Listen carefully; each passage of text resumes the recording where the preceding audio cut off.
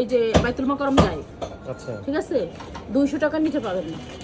আমি বললাম যে আমরা 120 টাকায় বিক্রি করে সময় বাড়াই নাই, কোনো জিনিসই বাড়তি না।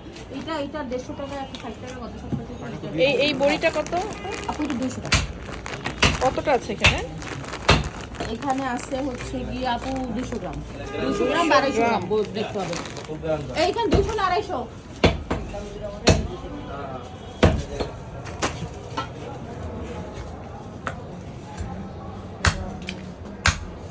মাংসের কেজি কত? 720 টাকা। হ্যালো এভরিওয়ান, আসসালামু আলাইকুম। আজকে আপনাদেরকে একটা হিডেন সদাই বাজারের সন্ধান দিব, যেটা আপনারা অনেকেই চিনেন না। নতুনভাবে এই জায়গাটা আপনাদেরকে চিনিয়ে দিব, কিন্তু অনেক পুরনো এই জায়গা, যারা আমরা অনেকেই এই জায়গার ব্যাপারে মোটেও জানি না।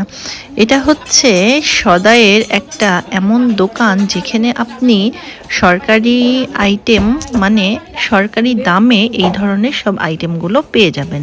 সদাই বাজার করতে গেলে আমাদের চাল, ডাল, চিনি, আটা, আরও কত কিছু লাগে। আমি ভিডিও করে দেখাচ্ছি, সব কিছু তো আসলে আমার মুখস্থ নেই।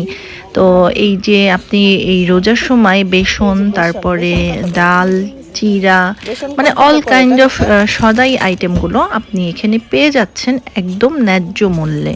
এটা হচ্ছে সরকারি সব পণ্য, যেই পণ্যগুলো ওনারা সরকারি দামেই দিয়ে থাকে, কোনো এক্সট্রা প্রাইস এটাতে ফিক্সড করা থাকে না। এবং সবচেয়ে মজার বিষয় হচ্ছে প্রত্যেকটি পণ্য অথেন্টিক, মানে একদম খাঁটি। যেমন এই যে দানাদার ঘিটা, এটাও একদমই খাঁটি ঘি, যেটা ওদের দাবি। আর আমাদের সব কলিগসরা এখান থেকে কেনাকাটা করেন, তো ওনারাও বললেন যে হ্যাঁ, এখানকার সব কিছু একদম অথেন্টিক। আর এখানে যে পেঁপেটা, এটা খাগড়াছড়ি থেকে তারা নিয়ে এসছে। এক কথায় আসলে আপনি যদি খাঁটি কোনো জিনিস, অথেন্টিক কোনো পণ্য নিতে চান, তো এইটা হচ্ছে সেই সদাইয়ের দোকান, যেখানে আপনি সব কিছু একদম ন্যায্য মূল্যে অথেন্টিক জিনিসটা পেয়ে যাবেন, যেটা কিনা বাজার মূল্য থেকে 1 টাকা 2 টাকা হলেও কম থাকবে। অ্যাকচুয়ালি 1 টাকা 2 টাকা কম না, বেশ অনেকটাই মোটামুটি কম। আর এটা হচ্ছে মতিঝিল দিলখোসা কৃষি ভবন, বিএডিসি ভবন নামেও পরিচিত। যেমন এটা হচ্ছে কৃষি উপকরণ কর্নার, যেখানে আপনি আপনার ওই যে গাছ লাগানোর জন্য যেসব বীজ, কীটনাশক, মানে এভরিথিং। আর এই যে গরুর মাংস এখানে 720 টাকা কেজি মাত্র।